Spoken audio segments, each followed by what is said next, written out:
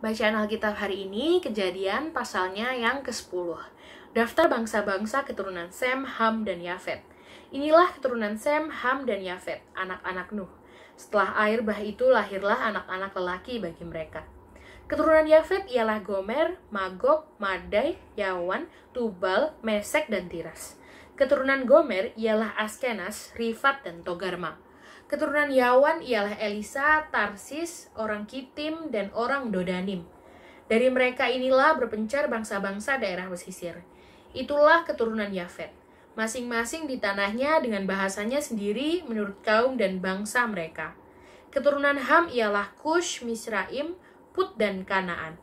Keturunan Kush ialah Seba, Hawila, Sabta, Raima, dan Sabteka. Anak-anak Raima ialah Sheba dan Dedan. Kush memperanakan Nimrod. Dialah yang mula-mula sekali orang yang berkuasa di bumi. Ia seorang pemburu yang gagah perkasa di hadapan Tuhan.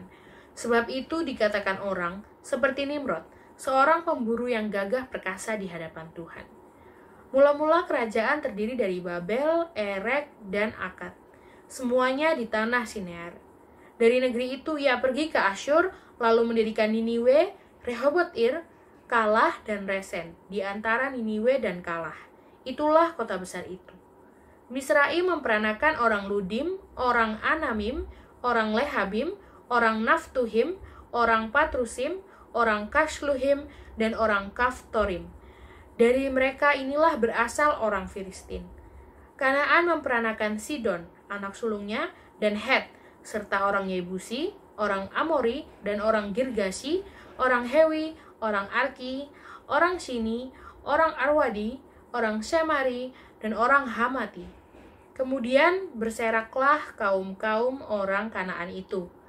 Daerah orang Kanaan adalah dari Sidon ke arah Gerar sampai ke Gaza, ke arah Sodom, Gomora, Atma, dan Zeboim, sampai ke Lasa. Itulah keturunan Ham menurut kaum mereka, menurut bahasa mereka, menurut tanah mereka, menurut bangsa mereka. Lahirlah juga anak-anak bagi Sem, bapa semua anak Eber serta abang Yafet. Keturunan Sem ialah Elam, Asyur, Arpaksad, Lut, dan Aram.